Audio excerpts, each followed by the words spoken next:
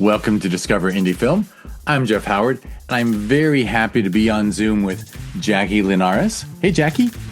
Hi, Jeff. Thank you so much for having me. Thank you for being here. And you know, I was this close to calling you Jacqueline because Jacqueline is one of my favorite names, and that's your name in the credits of the film. And now I'm talking about the film, and I haven't named it yet. So I will say that you are on this podcast because your short film, What Friends Do, was at the Sherman Oaks Film Festival in 2024. I warned you that I would curse. So it's fucking great. It's a fucking great short film. I love your film. You did win the Programmer's Prize for Exceptional Filmmaking, which is, was that a surprise? Yes. Shut up. You didn't, you got an email, I did? like a week after the festival letting you know that you got that award. It was like, what, it was, yeah. But you're not alone because the fact that our festival, so Sherman Oaks Film Festival is the first weekend of December now. And we let our jury members on our award juries and stuff, like some come to the festival and watch in the theater. So that means we don't announce award winners at the festival. We announce them like a week later. And, you know, mid-December, everyone's kind of getting ready for the holidays. So I understand that you weren't on top of your email. Yes. And so funnily, you know, my day job is I work at a school. So like we were like December 15th, we were wrapping up the semester. So I think I was like, yeah. So I'm sorry that I missed that, but thank you so much. That's so nice. You know, you are not the only. In fact, it's becoming more common that people find out the people who choose to do this podcast soon after the festival. There's like 2 or 3 that they're like, I won something. Funny thing is, one, it was a veteran. He was an alumni, and he's like, I won? I'm like, this is twice you found out by doing the podcast. I'm like, what? I don't know. I've been told that you have to send an email 7 times for people to actually receive the message, but I find that spammy. But maybe we should make a little more effort with award winners to make sure they know. But I don't know. What can we do? Yeah, I mean, it's also like a time to where you're like, you're doing a lot of your holiday shopping. I think it's just like a hectic time, honestly. I don't think it's a reflection on you, honestly. I should start being a jerk, though, and just tell all the jury members, you actually have to get everything in a week before the festival so that we can announce winners in person. But I don't know. But I understand wanting to watch. Honestly, I like turning in my awards ballot after the festival because sometimes you see something again in the theater and your impression changes. Like yeah, everything in our festivals are always great, but sometimes your favorites shift. Yeah, not just that, but I feel like depending on what kind of film you're watching or what kind of art you're consuming, some things take a while to settle in. And honestly, right, repeat viewings is the difference between a film that holds up on repeat viewings. Isn't that the ultimate test of art? That the more time you spend with it, the more you like it and the more you love it and appreciate it. Yeah. I agree. Yeah. Excellent. All right. Well, before we jump in and start talking about your life, I'll also share with everyone listening that I believe I'll joke and say I embarrassed myself, but when I met you at the opening night gala of the Sherman Oaks Film Festival and I looked at your badge that said What Friends Do, did I say, can I hug you? Yes, you did. Yes, you did. Well, which is nice. As I said, your film is wonderful. And I assume you're going to share how personal it is to you, but I lost a best friend of 40 plus years the first week of COVID. Yeah. So 5 years removed from that, it's still, your film makes me cry because it's so well done and so true to life. It's so authentic. And thank you. And I mean, a lot of people make films about loss. And I think I said this to you at the gala. I can always tell when they think it's dramatic to make a film about loss, but they haven't lost anyone in their lives. And it comes across so phony. Yeah. It's really nice to hear you say that. It is a very personal film on like multiple layers. Yeah, I mean, I thought of, okay, so yeah, so I got the idea for this film when I saw the 2017 film called Mr. Roosevelt. If that's Noel Wells's film from like again a while I ago. And remember then when it came out. I remember that I did not see it, but I remember that title. something about stealing ashes of a loved one really stuck with me. And then, 3 years later, COVID happened and grief was just all over the place. And I moved back with my parents' his house, and my mom and my aunt are very close. And so I spent a lot of time with my cousins. And I had a cousin who actually passed away when I was 12 and she was 15. Um, and then so like, and I hope, well, I think it's okay to share this. I made a whole film about it, but my cousin's ashes stayed on top of the TV for a very long time. And then when COVID happened, I was upset in some sort of like really 20 something way that I had like had to move back to my parents' house. And then because I had tried so hard in my adolescence to like, you know, move to the big city, make it in the movie business, and make a name for myself, all the stuff. And then because of COVID, I had to move back, and it felt like taking a giant step backward. And I remember having this distinct feeling right after the New York Times published the 100,000 names of the first 100,000 victims who passed away. And then it would be like Richard Smith, 74, loved pottery and taking sun baths with his wives on the weekend in Florida. Like it was like that. And so I had the distinct feeling of like, I do not want my body to stay in this town that I worked so hard to leave. And how do I communicate to my friends that they need to like take my ashes and spread them elsewhere? How do I explain this to them? And so like in this fervor and this panic, the script kind of I emotionally threw it up. And then I made the movie that you see before you today, where it's just like this like feeling of like your friends know you sometimes a little bit better than your parents might because of the time that you spent with them is so different. It's so true. And that's actually, that's another very effective thing for me in your film is the mother and her daughter's best friend. You see a connection, but then you also see the conflict. But as a parent, I think it's another thing that you got perfectly authentic. It really, because everyone is different around different people. So no one knows the same person. And I know for a fact there's a lot that our kid tells her friends that, and by the way, I've been her stepdad 12 of her 17 years. So she shares things with me that she doesn't share with mom or dad because stepdad's proven himself to be a little cooler over the years, I think. Yeah. It goes back to that was silly, but yeah, no. But yeah, so they knew different people and they knew the best friend knew way deeper what was going on. Yeah. I also, I don't know if you watched that Mike Mills movie, 20th Century Woman, but there's like a line that Annette Bening says when she's like talking about her son. She's like, you get to see him out in the world. I don't. And I remember being like, wow, so profound. And that's also, is. That also is in the film, that like feeling of like, we're just so different with who we are, with the people around us, with our loved ones. But that doesn't negate the fact that we love everybody.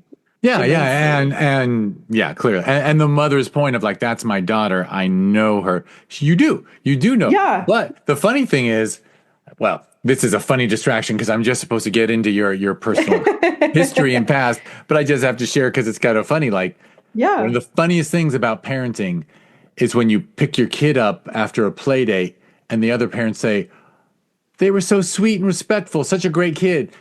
And you're like, That's not our fucking. No, the rude asshole we dropped off at your house was polite to you. Yeah. Because yeah. I remember getting, I was like the best person ever. Never talked back ever, was quiet. And then when I was home, I'm like, what, baby?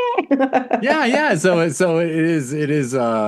But that's Growing that's pains. another example of Mhm. this. Mhm. All right. So that's so we couldn't help but dive into what friends do a little more than I normally try to do in the beginning of a podcast, but that's perfectly fine because it was all valid and relevant.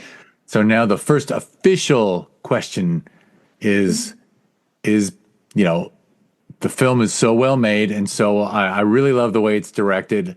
I mentioned to you before we started recording how impressed I am at like the use of focus and a lot of other filmmaking techniques. You know, it's always something really special as a festival programmer to, I watch 700-800 films that get submitted to each festival. Wow, yeah. I see a lot of stuff. So when someone does things well and you see it done well, but it's also not over the top distracting. It's not like picking up a megaphone and saying, "Hey, I'm directing," right? It's just I noticed that your direction was always appropriate to what was going on thematically in each scene. So I thought it was really well done and very impressive. Thank you, Jeff. So take me back in time. What got you interested in film or creativity? Were you an artistic kid? When did you catch the bug? So yeah, I was always a creative kid. Art was my favorite time of the day in elementary school. But in terms of film specifically, my dad is an immigrant from Guatemala, and I like to joke that we learned English together watching films. And maybe they were age inappropriate. Like I remember watching like Ace Ventura. We're big fans of Jim Carrey. The Mask, um, Rush Hour 1, 2, on VHS, going to Blockbuster and getting that. So that's even to this day my favorite. Like our family, we're like a little bit self-conscious. We're like, are we lazy? Because on Sundays, like we eat breakfast and then we talk for 2 hours with our cups of coffee on the couch, and they're like, okay, cool. So should we watch a movie now? And then it's like 1 p.m. and we haven't like left the living room all day. And then we'll like, okay, lunch. And then we're like, okay, great. Should we watch another movie? So we're just, homebodies in that way. But really it was going to Blockbuster with my dad and then him being like, okay, you pick something and then I'll pick something. But we always ended up like picking whatever fun Jim Carrey movie was available. Very cool. Oh, that's so Yeah. nice to hear. That was actually that's actually I keep bringing it up, but that was one of the joys of parenting for me was saying, you pick the movie, Like you Mhm. just, let the kids have let them have control, Yeah. So that inspired you. So at what point did you go from movie viewer to wanting to be filmmaker? Okay, so so in high school, I'm sure you can glaze how I feel about where I went to high school based on my film and what I told you before the podcast. So I was very arrogant and disdainful. And there was just like a lonely And you were in, time. sorry to interrupt, but No we're problem. talking suburban Los Angeles, right? Just Yeah, SoCal suburbs. not even, I would even say like in the middle of nowhere, like Lancaster area. There's Oh, okay, nothing. okay. So They were not where like you are now, but not where I am Lancaster. now. Oh yeah, Yeah, like Lancaster is the gateway to nothing. right. No, and then like I like grew up in Los Angeles, but then we moved there and I went to high school there. And so I was like, there's a world beyond this. And just to give you an example, when I lived in Lancaster, um, there was only one Starbucks. Like just to give you an idea of like what there was to do, there was only one Starbucks. That is a Um, hilarious mile. yeah. That whatever that says everything. Yeah, If because you wanted to go to another Starbucks, you would have to go to the town next over. right. And so, and so I spent a lot of, and then I had very strict parents. And so, like, overprotective parents is what they like to say. So I spent just a lot of time alone. And I got obsessed with The Office, the show. And then there was like a behind the scenes episode, I think, as the show was like wrapping up, where Ed Helms said something.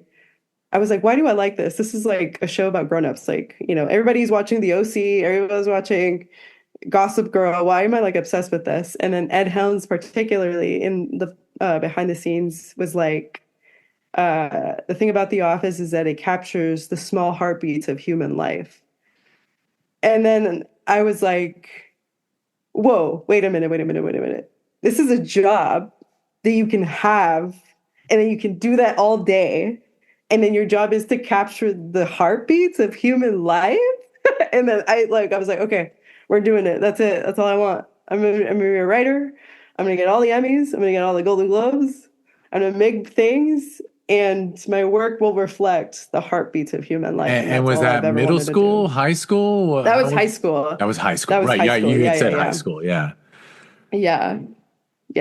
So that was where I was like, okay, time to pursue, time to focus. And then I started watching like a bunch of stuff. Like, I watched Goodfellas, changed my life. My dad wouldn't let me watch Django Unchained because he was like, it's too violent.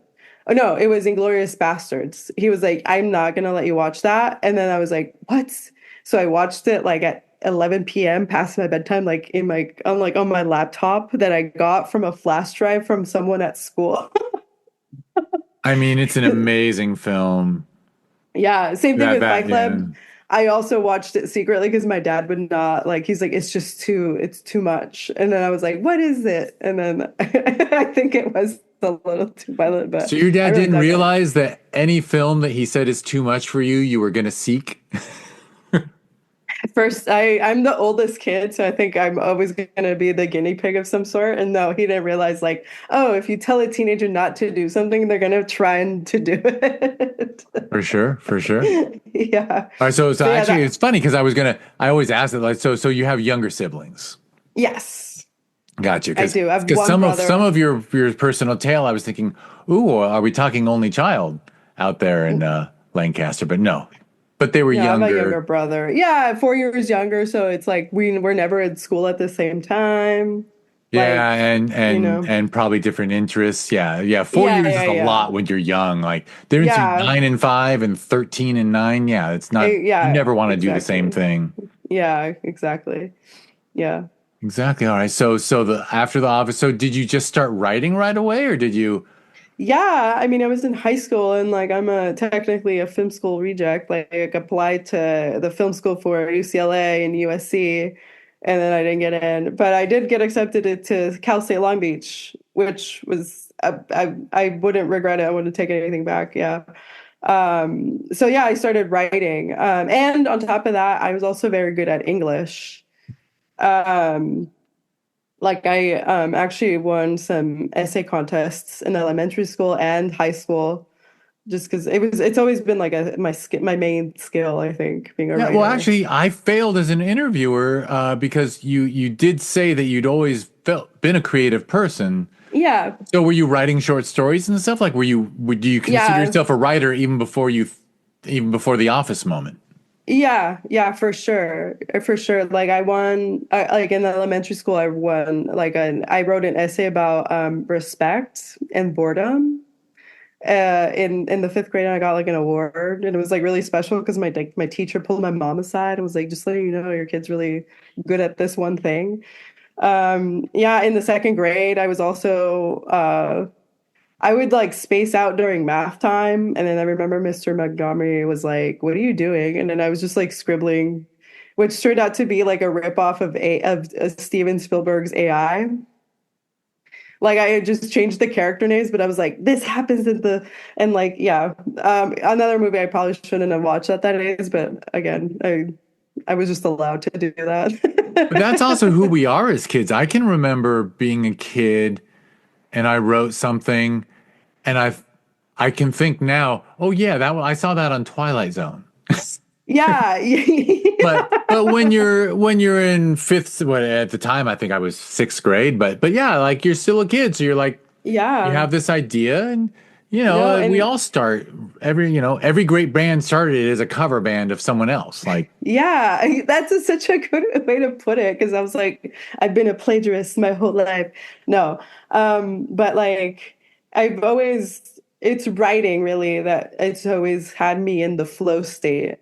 It's where I feel like I don't know. I think it's kind of corny to call it the flow state, but well, it's no, like but it's where like it's a happy place for you. yeah. It's where I feel the most natural. Yeah, writing, and it's always been that way. Oh, wonderful. So when did you, was it at Cal State Long Beach that you started writing screenplays instead of stories, or did that happen earlier? So I think I have like a strange approach, but I it just depends on the idea I feel and how it comes to me because I get them both. Like I get both the Right. So you're still traditional actively writing prose yeah, and screenplay, or yeah, like the yes, exactly. Like it just depends like, oh, this would be better as a short narrative or a poem. And then it's like, no, this is a movie. So I do write both equally. And yeah, it's just it's my favorite thing to do. well, I think that means Either you're a real writer because thank you. Oh my God, because thank a you. real writer writes. And, look, I'm always impressed when there's people who want to direct and then they write a script just so they have something to direct and it actually comes out well. Like, I'm always impressed by that. But you can tell they're not a natural writer. I feel yeah. I as a like the way that like maybe a cinematographer can look at something and be like, oh, they messed up here. That's how I feel about scripts like that, where I'm just like, oh, this is missing some heart, like or like like I can see that you saw that there was a story structure problem, and then you took this route because it would be the easiest to get out of it. Yeah. It's really I won't interrupt with another funny analogy, but yes, I totally get that. So, yeah. so, when you, so that's the writing part of you, which the wonderful thing is, of course, all you needed was a pen and paper or probably a laptop for your generation. I actually handwrite a lot first. And Jennifer I Ian, think it the comes out better novelist, that way. I agree. It's just more natural to me. And like it's just like less distracting also because there's so much else going on in the laptop. You know, Yeah, you want unless to, you you're like, literally turn off the Wi-Fi. yeah, How do you exactly. not get distracted? It has alerts, it has everything. Yeah. Yeah, exactly. So I actually handwrite a lot of things first and then once I see there's like, okay, there's like an outline here, then I transfer it to the computer. Gotcha. And so when did you first did you in high school did you get to play with cameras at all or by I then did. or were you like are you in the generation that got like you had cell phones with good cameras in them or No, I don't know. Actually, my for my birthday, I bought like a literally what's really in fashion right now is like the cool Pix camera, the little digital cameras. And then like I did have like school projects, but I did that thing that I think every filmmaker does where it's like, this isn't gonna look like a Tarantino film, so I'm not gonna show it to anybody. I'm just gonna get an assignment and get an A and call it a day. So yeah, and also I was just like a very shy kid, and I even now it's like hard to for me to ask for help. So I did as much as I could by myself right with so you my got like so how little what birthday was that you got the cool Pix camera for my 15th because my grandma 15th gave right so even before you're driving you yeah. that was a very intentional gift for yourself huh Yeah. My grandma gave me like a wad of cash, and I was like, "This is it. I'm gonna buy a camera." amusingly my it was in college I got one of those Sony camera like when back when you had a video camera and it was no, it was finally a manageable size, but it was like high 8 or something. But that was my Yeah. when I got to choose a college graduation gift. I went for that. Yeah, no, and then like I think we take it for granted now, but those things were, at least to me, they were very expensive. Very. Like even like the little handheld ones, like I thought they were and it was like the thing where it's like this is the family camera. Like you can't go around and play with it because it costs a lot of money, and like this is for like birthday parties and graduation videos, Yeah, right? yeah. So It's I was, for yeah. It yeah, was really for home movies and things. Yeah, it was a family thing. Did you get exactly. with the Yeah, Coolpix thing? Did exactly. you get So to like was it the thing where like were you editing in camera or did you have some editing yeah, software? What? I had, so my dad got me like my right before I graduated from high school and then I was on my way to college. My dad got me like a Sony Vaio, and then I was editing in my senior year on high school, editing on Windows Live Movie Maker, which I I have loved. heard that Like, that software was pivotal for so many people. yeah, it's really good. I wish I like honestly I would like love it if it was like a real, like if it was better now, but it's not apparently. But I loved it. It was so easy to use. I never watched a YouTube video on how to do anything because it was so like user friendly. I loved it. I loved it. It was Yeah, it was great. like just like iMovie, right? Like just it made Yeah, yeah, yeah, sense. yeah. It's funny how these editing, whatever I think it's called offline editing, like they just made sense. And then you move up to fancier things, and it's like gets a lot harder. Yeah, there's all these buttons and bells and whistles, and like I just want to cut so that the song starts now. Right. Like, Right. So you did please. that stuff, but you were shy and didn't share it. There wasn't even like a bestie that you showed your stuff to? No, no, Wow. and then that stuff like died with the computer that I made them on years ago. So it's like, yeah, it wasn't very good anyway. Understood. Understood. I don't mourn it. I don't mourn it. So then I assume it was at Cal State Long Beach that you were, well, what was your major and things? Were you, So I was a screenwriting major, and then I started high school during the 2008 crisis.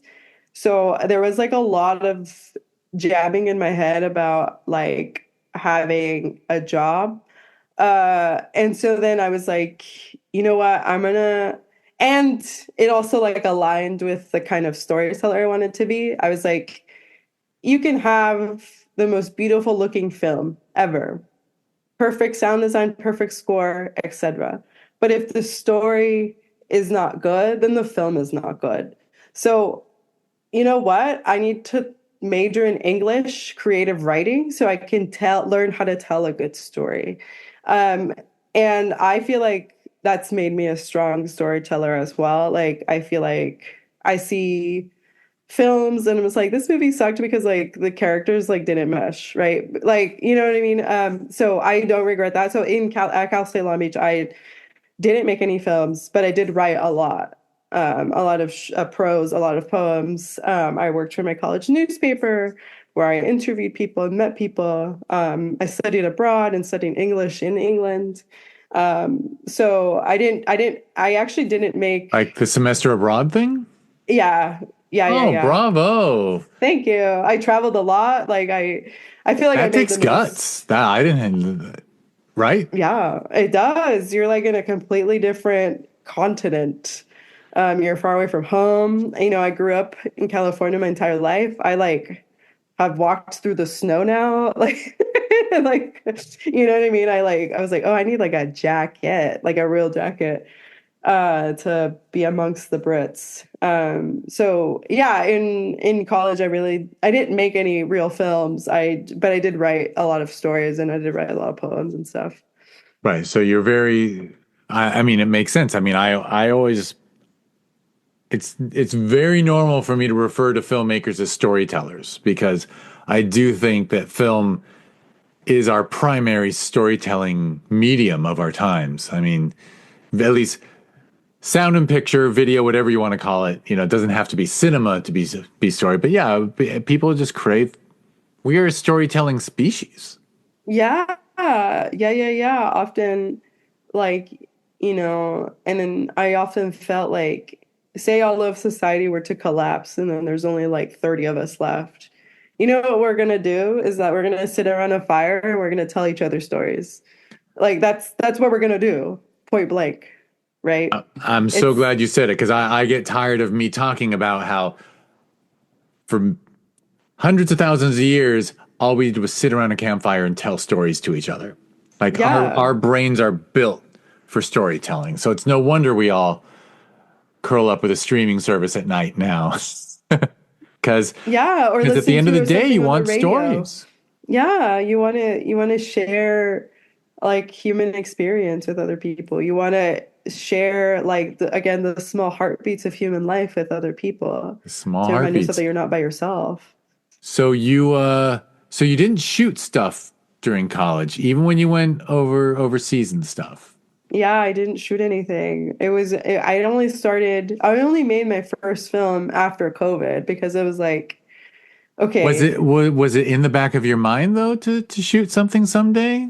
yes, yes. I graduated college and I was like ready to do something, but it was also just like I call this period the post-grad blues, where like all of a sudden, your college friends are this way and that way, and then you're suddenly in a cubicle all day because you have to pay off your student loans. And it was like, I didn't really have a community to like be like, okay, guys, like I need someone to do sound, I need a producer, I need someone to do scout locations for me. And then remember my background, my like academic background, so to speak, was English. I didn't know anything regarding like what equipment to buy, how to make a budget, or you know what I mean? I like knew things about World War I poetry and onomatopoeia and enjambment, right? Like that's right, postmodernism. Okay.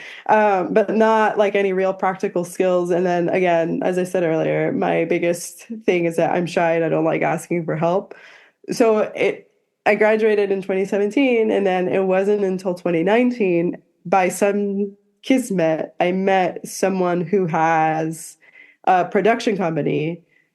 And then I was like, okay, listen, listen, I want to make a movie. I don't know how to do it. Here's a script. And she's like, oh, I'll help you. And then that's how I made my first film, Table for One. Um, Wow, that's and when, amazing. Should yeah, and I then should Is it the okay if year I after, ask like more about this person and their company? Like yeah, her was name it is a Ariel. peer? Was it someone much older? Was it No, a so mentor? I worked at a school, and then she was teaching part-time at the school. And her name is Ariel Zucker and Daryl Bright. They are part of CNT Productions, and they tag team it. Daryl is in New York, Ariel is here in LA, and then they have through their own graduating class. They both went to Carnegie Mellon. So they have like their own little cohort of actors and other artist friends, and then together they make CNT Productions and they pick projects to like help come to life. And then I used my day job money to finance my first film.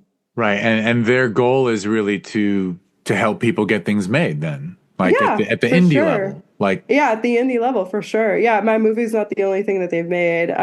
Just due to like life, I haven't kept up too much in touch with them, but I know that but just know that they're great, and I am really grateful for giving me like the space to grow in confidence as a filmmaker, helping me with my first film and such. And then I met so many cool people from that set as well.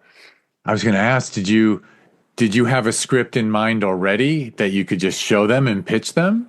Yeah, actually, I forgot to mention this. So like I graduated in 2017.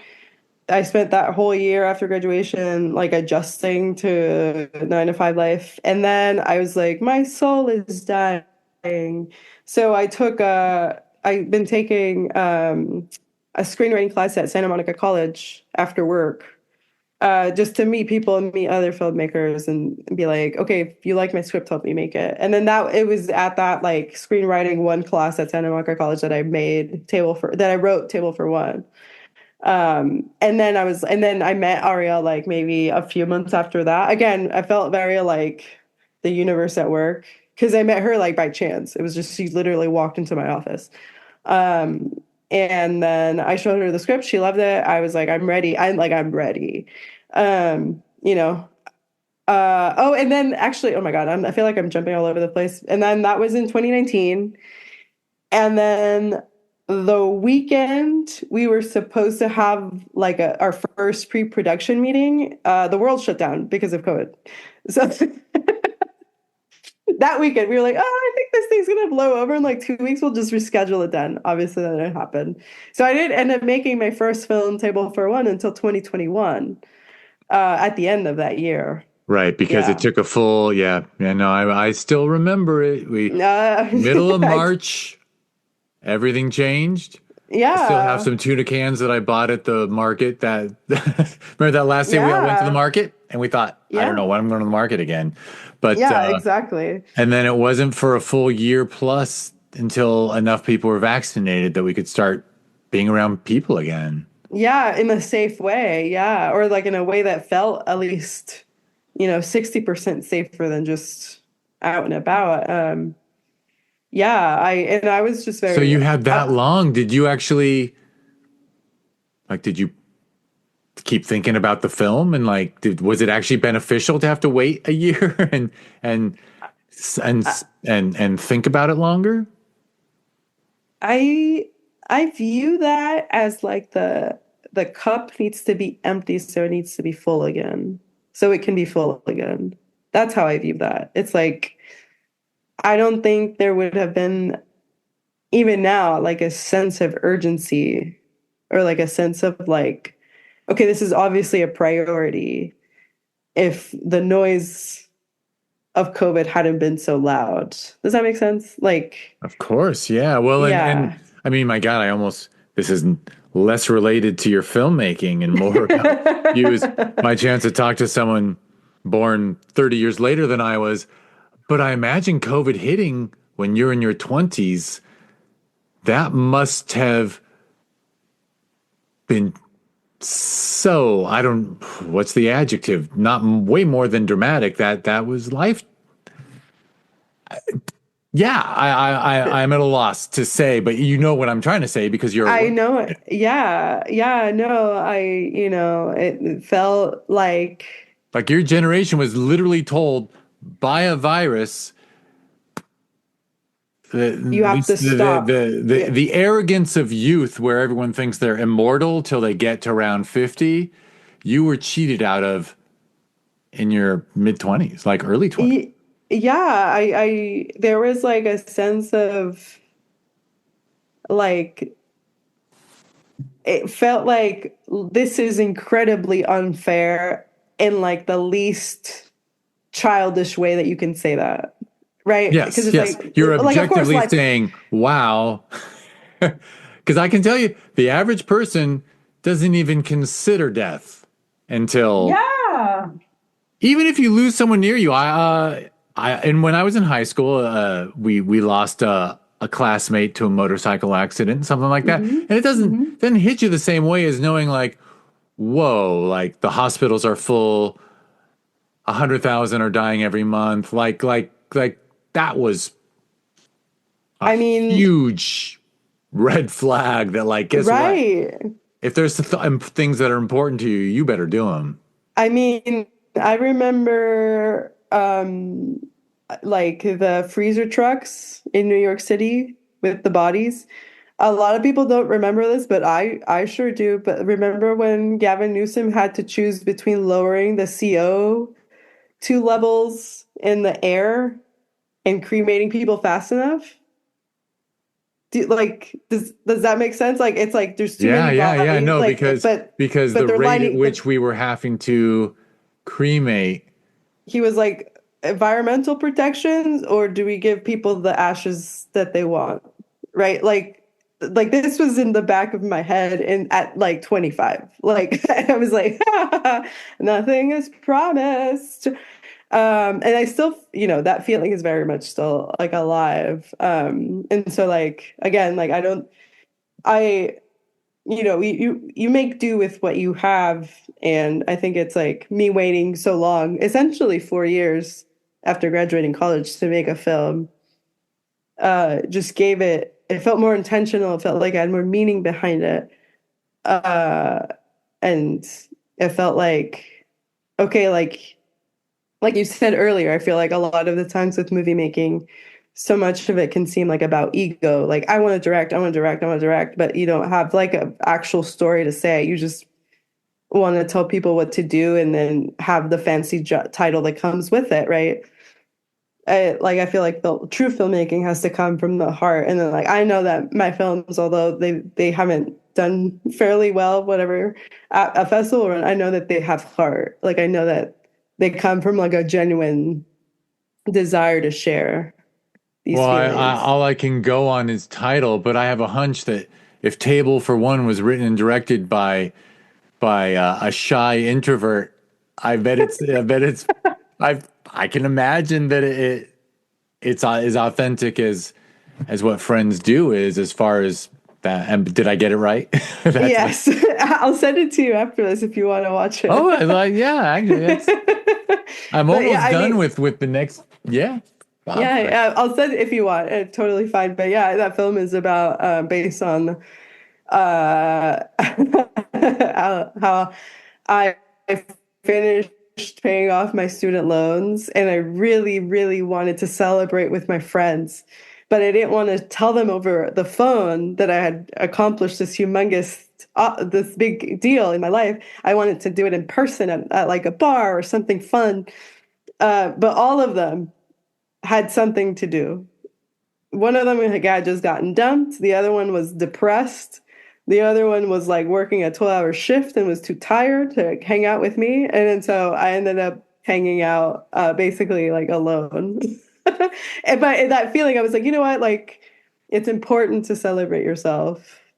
It's important, like, I alone am enough. And like, I know that like this is a big deal for me. And just because no one can hang out with me doesn't mean that like they don't like me or anything like that, but because I have myself to be celebrated with, right?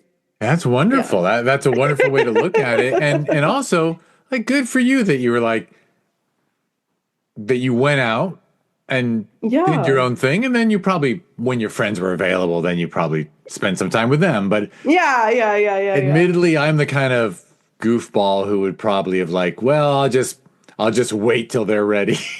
But I would rather be like you. Although every once in a while I did that kind of thing. Actually, in my 20s, I think I had a big birthday, and so I just went and saw this new movie that it was released that day called Pulp Fiction by myself. Like for my birthday. It was my birthday, and a new Tarantino film came out.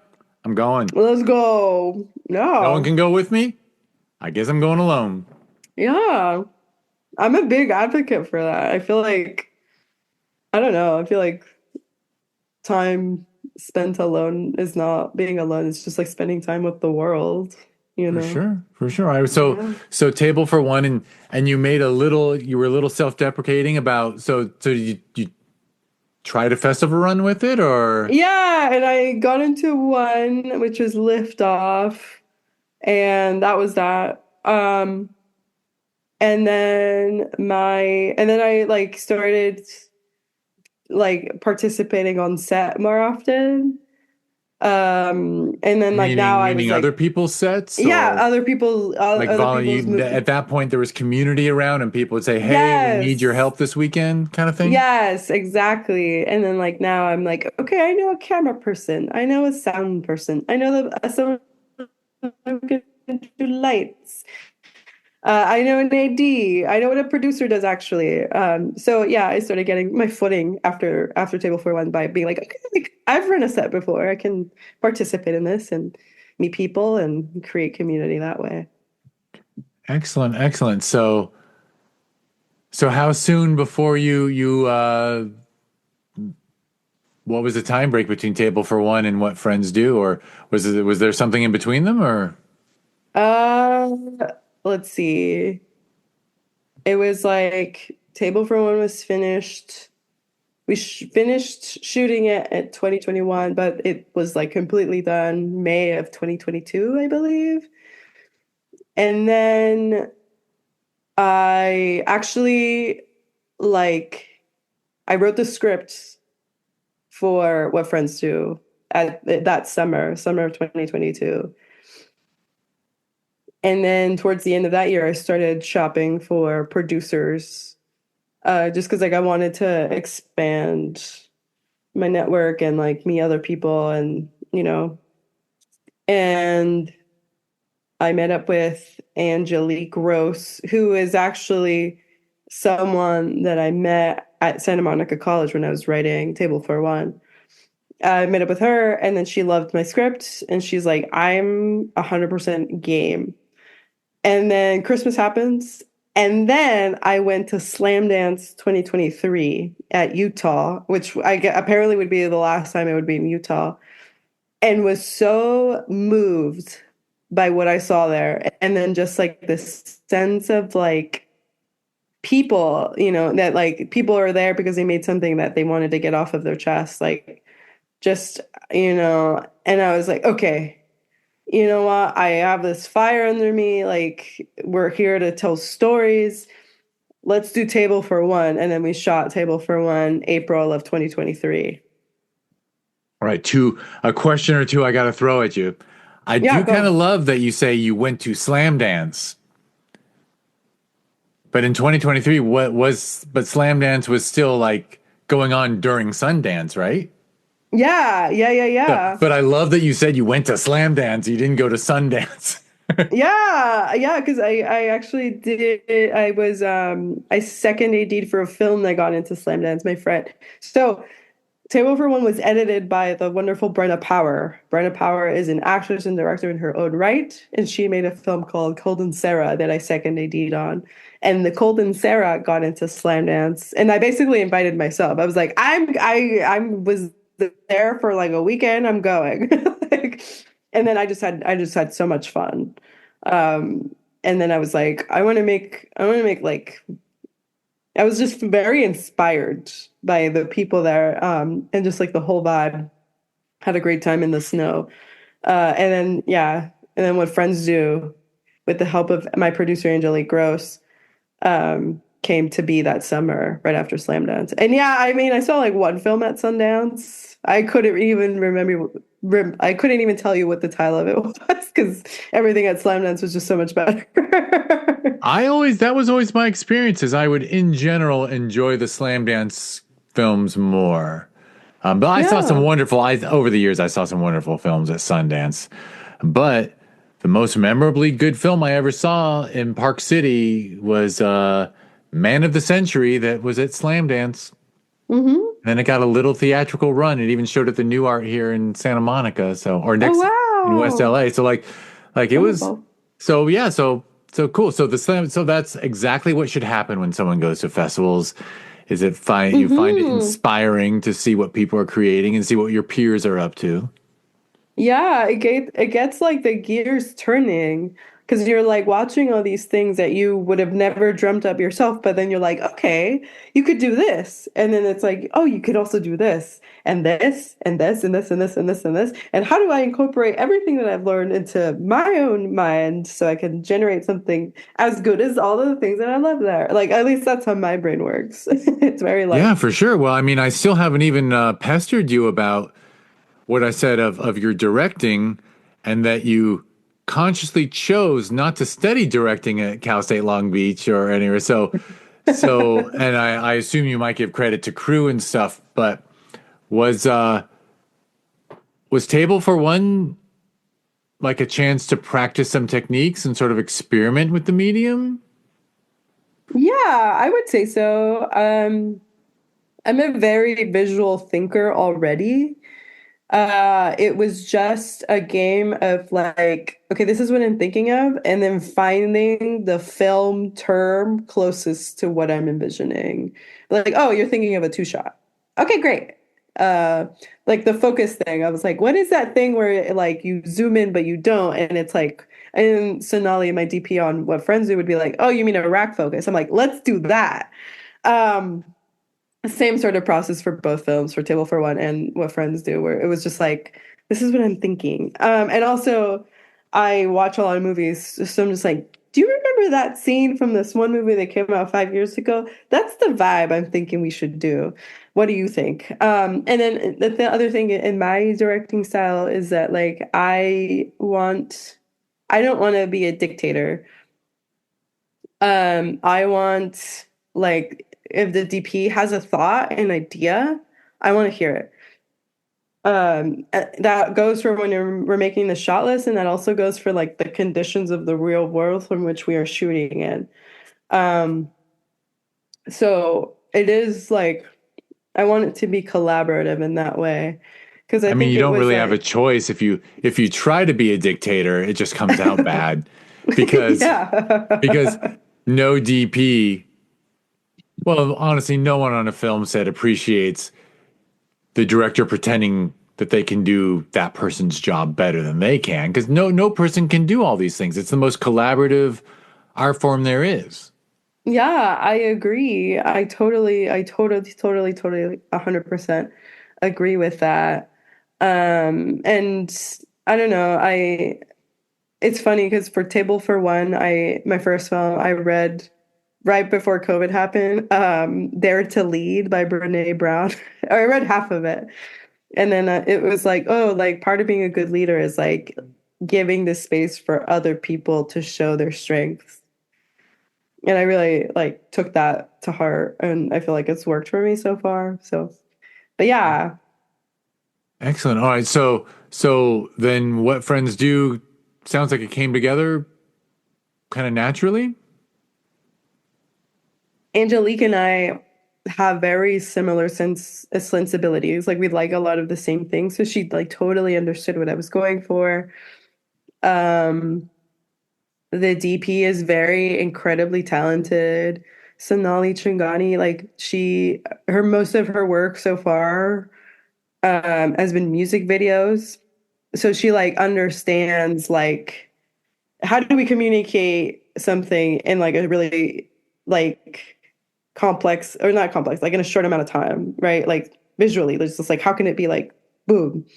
Um, and then she really was also very eager to learn uh because she was like interested in doing more narrative work. And I don't think I'm her first short film, like narrative short film, but I do think it's like one of the few that she's like made, I believe. I might be wrong, don't quote me on that. But so yeah, it was all like everybody was just like on board from the beginning with this project. And I think honestly like it's from the kindness of people, but also I think the script, and this is where I go back to saying like you need to have a good story if you want to have a good movie. Like it doesn't matter how good it looks, honestly. I in my opinion, of course, I'm not. No, I But mean, like, I can tell you. I mean, our festival, our selection jury might be a little idealistic, but we'll show a great story that you can tell there's budget limitations and stuff, but it's a great story and it's told well, and we'll take that over a an uninteresting story that looks like a multi-million dollar movie. Like sometimes you see a short, like there's I won't name the film school, but you can guess which it is. But like we'll see student films that look just like amazing. whoa. And you know this person is making this film and the film has no story at all or it's completely unengaging, but you know they can show it to people and say, "Look, you can give me a big ass budget and I'll know what to do." You know? Yeah, But for they're not sure. storytellers. It's the actual work is honestly It's the soulless. Yeah, it's the story needs to be the foundation that you build the film on. I believe.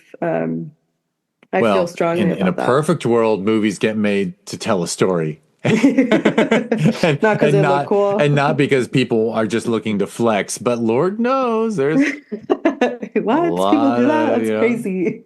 I can't I can't pretend to know what's even in the theaters today, but I'm pretty sure if I went to the Regal near me and like looked at what's listing on all 414 screens, there's some stories there that didn't need to be told. Yeah. Yeah. What can Yeah. you do? All right, so what friends do? By the way, I also want to compliment the casting Yes. because They're you great. pulled off something that in my household, my wife and I often, she has a real big problem when there's a younger and older version of an actor in the film and you can tell they look nothing alike. You know what I mean? Yeah, yeah, You yeah, yeah, got yeah. good actors for your two, who I'll call your two main characters, even if one of them, but like it works. They work.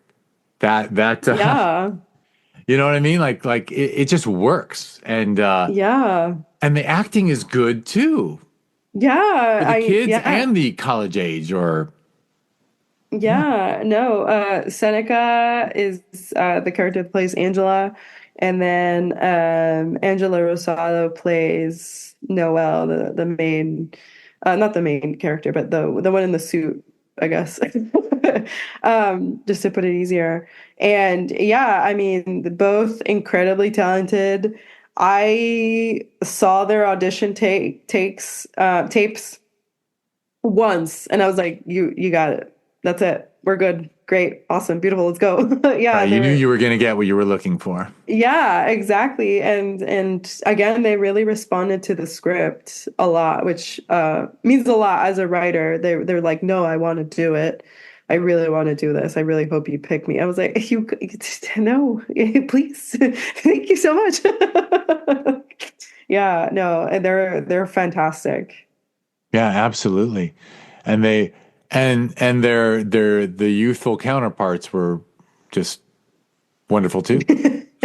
So Yeah. was that exactly as scripted, by the way? Like obviously people are picking up if they haven't seen the film and they can't watch it yet, you haven't released it yet, but people can reach out to you with whatever way you give them at the end of this Mhm. podcast. But there'll be a clickable link in the show notes, but Yeah, we'll yeah, get to yeah. that later.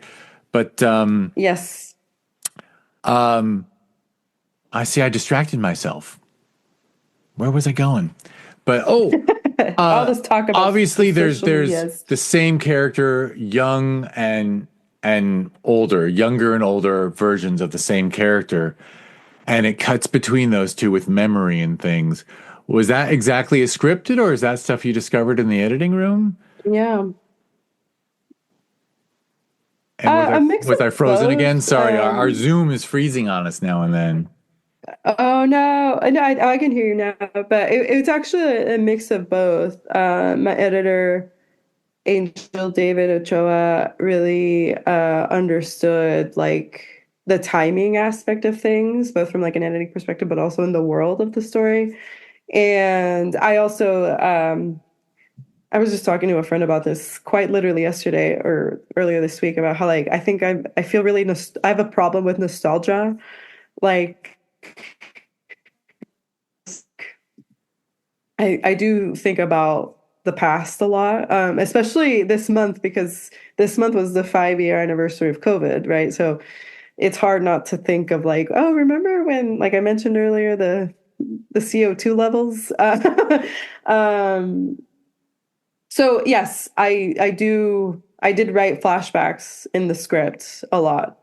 That was in there, but the way that they're structured in the film is a little bit different from the script, but it works.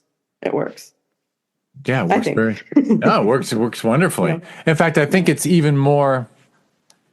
I think it is one of the most powerful things in it because a lot of people. Well, no, I don't want to shit on other films, but even though I really often do that, but you know, a lot of people think that showing a sad person is enough, but actually flashing back, seeing a character remember someone they love who they've lost is a way more effective to share their emotional experience than just than to have them talk about it. You know what I Yeah, mean? because from a It's a visual structural medium. way, yeah, from a structural way, the audience is like becoming invested in who that character was to who we're experiencing the grief from. Does that make sense? Yeah. Like, like you, because otherwise you don't have any.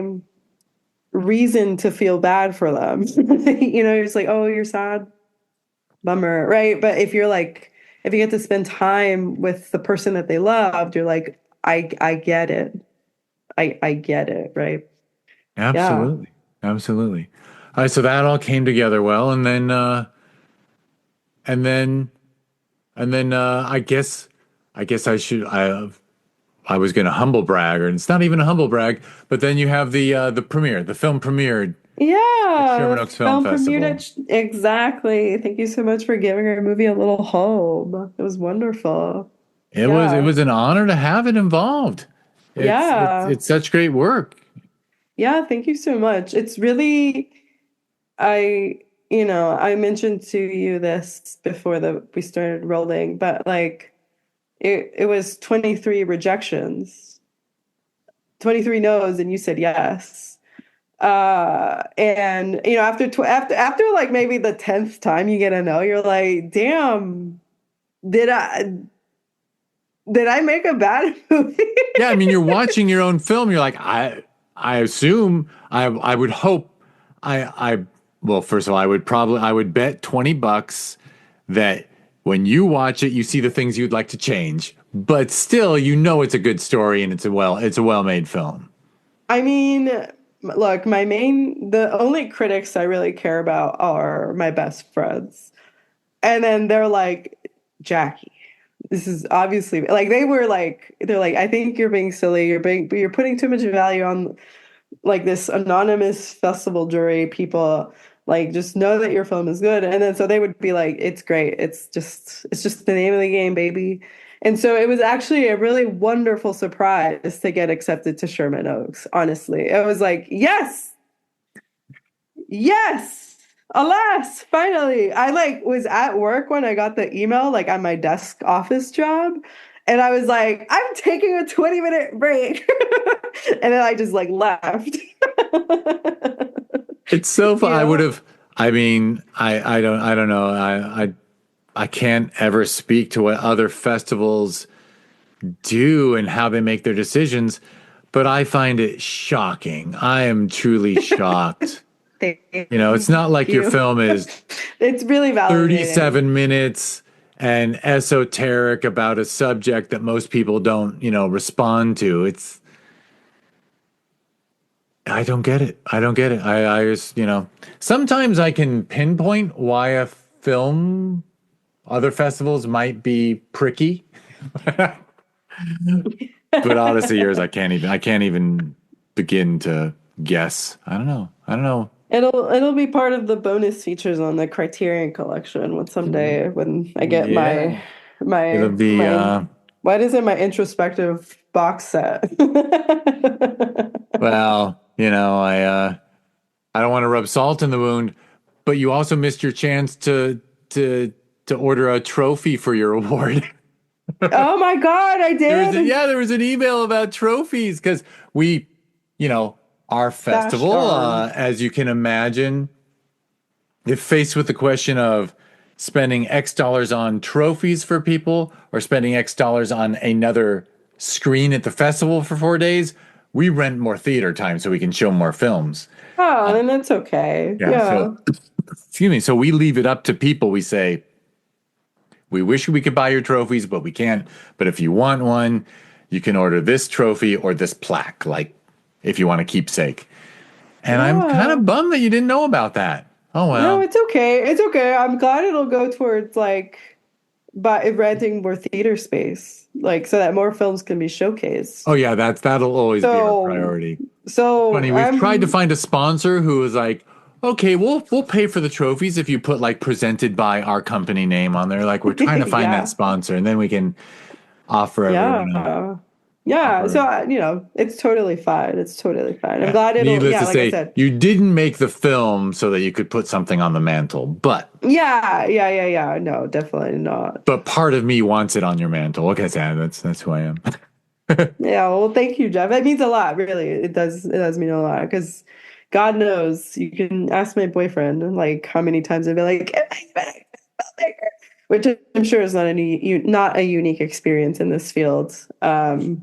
So it's honestly really nice to hear It's a from. really difficult and it's a really I mean, it is what it is. Being a filmmaker in this era this is the most challenging era we're ever going to have, right? Because the industry doesn't know where it is. We had COVID and then two strikes, and everything got turned upside down.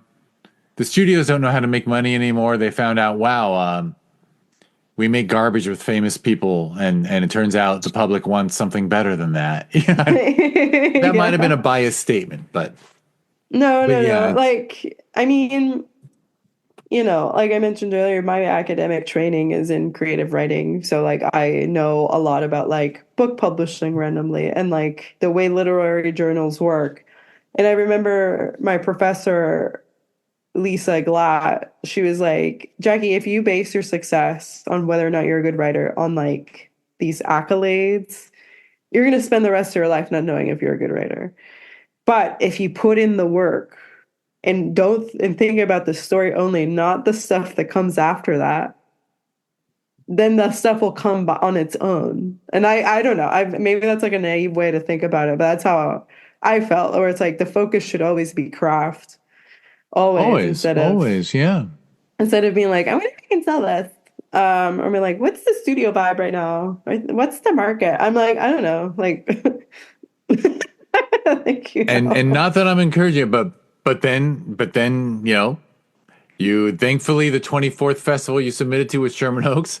Exactly. And I have heard, not that I want you to don't waste any money applying to festivals, but I've had a handful of people, I can't tell you how many, but like 5 or 6 who've been on the podcast and said to me, after we were accepted to one of the festivals you work on, all of a sudden other festivals started saying yes. Sometimes it seems like other festivals need someone else to say it's good. And then they start paying attention to it, which I every time someone said that to me, I'm like, that can't be. That just has to be a coincidence.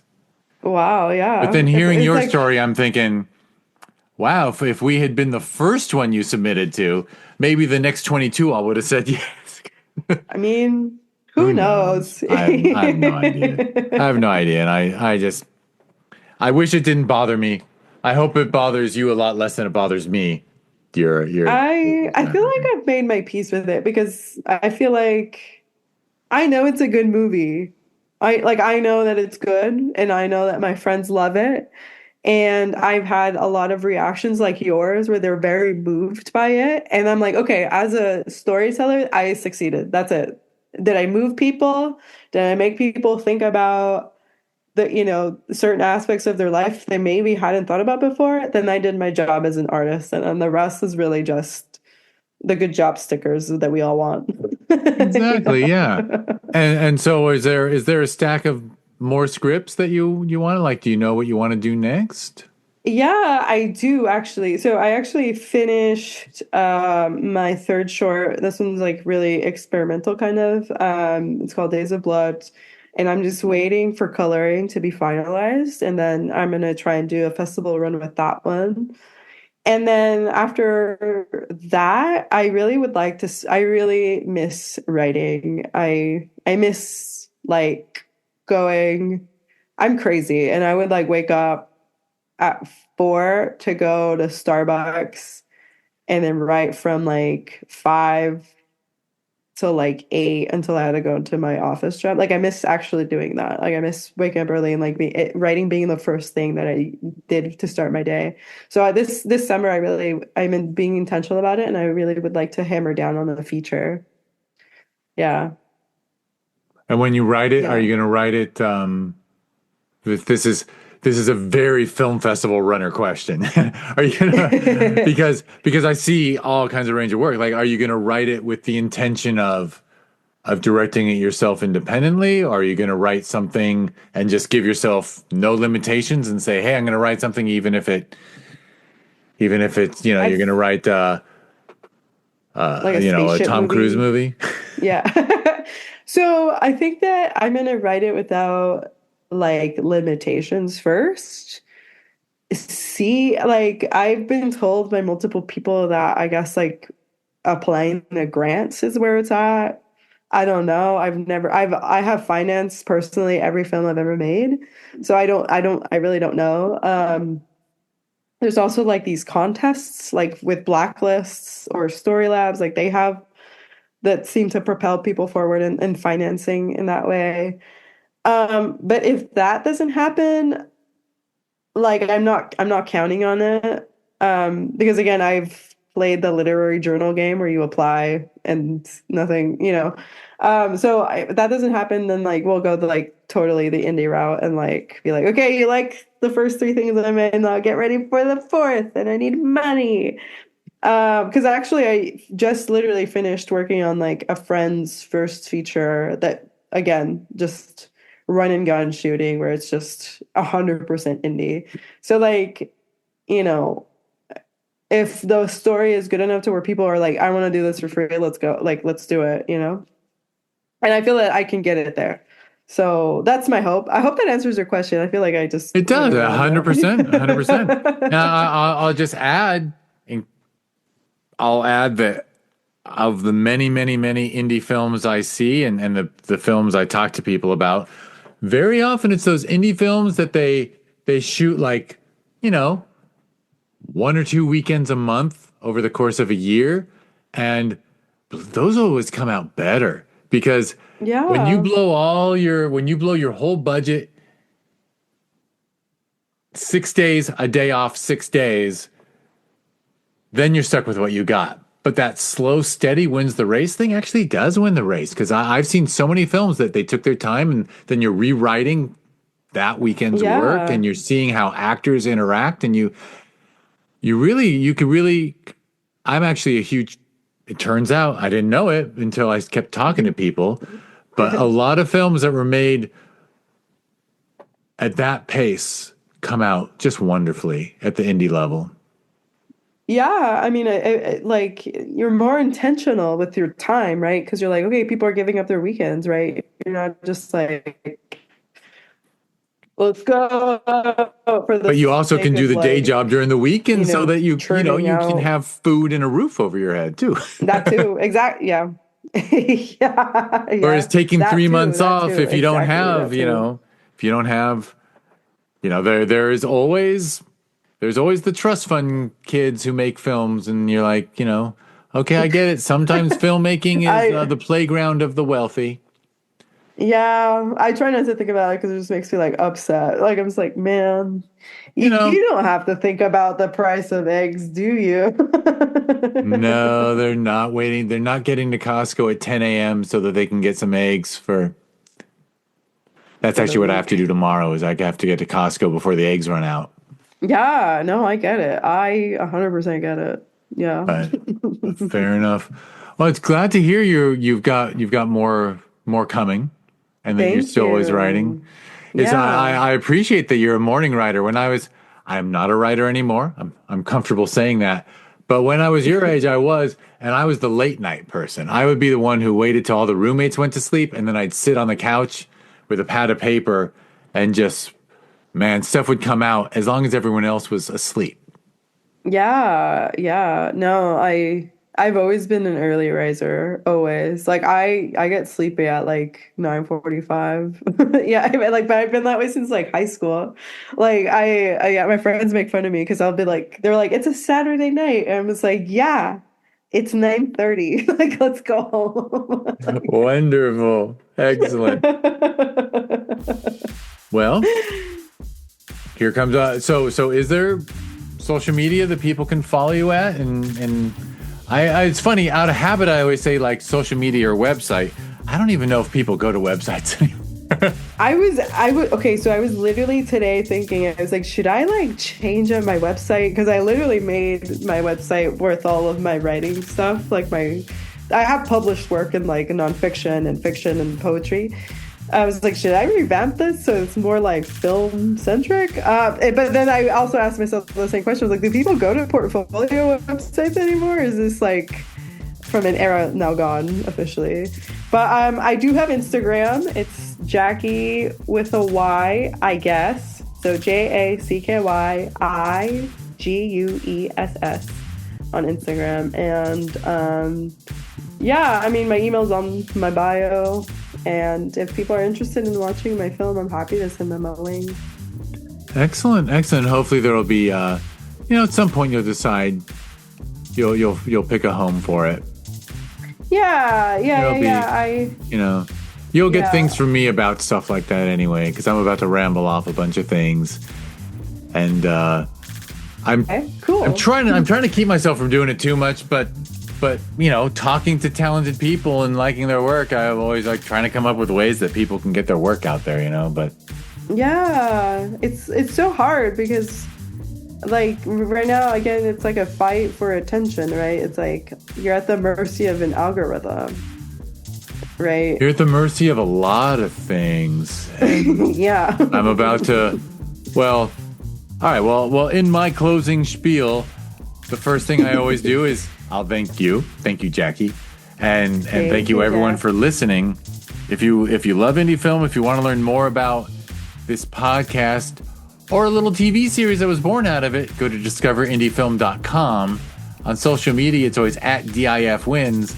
And actually, that TV series, it was, the first, doing the podcast, I kept meeting, everyone with a feature ended up on streaming, and everyone with a short ended up on YouTube. And I was like, and someone told me about Amazon Prime Direct. So we did 10 half-hour episodes of shorts from the festivals of people who'd been on this podcast, and we put it on Amazon Prime Video Direct, and then we did a second season. By the time the third season hit, we were getting like 10,000 unique viewers a week. Like people, wow. That's unique viewers who didn't know the people who'd made it. So it was proof that the public would respond to work like yours if they found out it existed. And then Amazon, it's their servers, and they're right. So they said, you can't be included with Prime anymore. You've got to charge people 99 cents an episode. Oh, wow. And we went from 10,000 unique viewers a week to under 100 because people don't pay for things anymore, right? Oh, my gosh. That's crazy. But I am going to see about, and then whatever. I respect Amazon's right to do what they want with their servers because, I get it. Yeah. I get it. But so anyway, that's I should stop telling that story. No, but anyway, I think the people need to know. That's so that is on. So if you go to Amazon Prime Video and you type in Discover Indie, this comes up. Discover Indie Film comes up. Right after Discover India comes up. And then we talked about, Jackie and I talked about how What Friends Do played at Sherman Oaks Film Festival. We hold that festival every December. You can learn more about that if you go to ShermanOaksFF.com, and it's at ShermanOaksFF on social media. Every June, the sister festival is held. That's Film Invasion Los Angeles. You can learn more at FilmInvasionLA.com, and it's at FilmInvasionLA on social media. And this year is the 10th anniversary of both festivals. So we're going to have the 10th ever Film Invasion LA in June and the 10th ever Sherman Oaks Film Festival in December. And then next year, January 20, what is that? That's 2026 next year. Yes. Film Invasion Los Angeles is going to have a sister festival in Lima, Peru. Film Invasion Lima is going to happen. Oh, wow. How cool is that? That's very cool. So that's awesome. I think I'm going to get to fly to South America and attend a film festival. But maybe you'll be Paddington on the way. I trust the team. I trust the team down there, and that's awesome. We worked something out. There were so many near misses with extra, because the idea behind Film Invasion was, honestly, even before Liftoff existed, it was like to have Film Invasion in a bunch of cities. And so now we finally got our second city, and I'm kind of extra proud that it's Lima, Peru, because it's like, yeah, I don't know, it's just, what can I say? You want to meet people from the other part of the world, yeah. Right? So I'm happy about that. So everyone should check that out, and go to @Jacky, I guess, on Instagram and say, hey, I want to see this movie that old man thought was so good. And Jackie, thank you so much. Thank you, Jeff. been so nice talking with you. Yeah. And for those listening, the podcast after this one will be Jacky answering the Discovery Indie Film 4 questions, which are name some favorite films, name an underrated and overrated, and a lesser-known film that people should seek out. That's just a fun one just to talk about movies. I have a feeling it'll like your taste based upon what you said about the films that you and your dad would watch. Yeah. Then I also do the math, and I'm like, I'm your dad's age. Go figure. So he and I probably were probably both LA area at Blockbuster the same time. Born around the same time, yeah. So we probably grew up on the same stuff. So, Yeah. So that's kind of fun. All right. Yeah. Jacky, I'll thank you one last time. Thank you, Jeff. Thank you, everyone, for listening.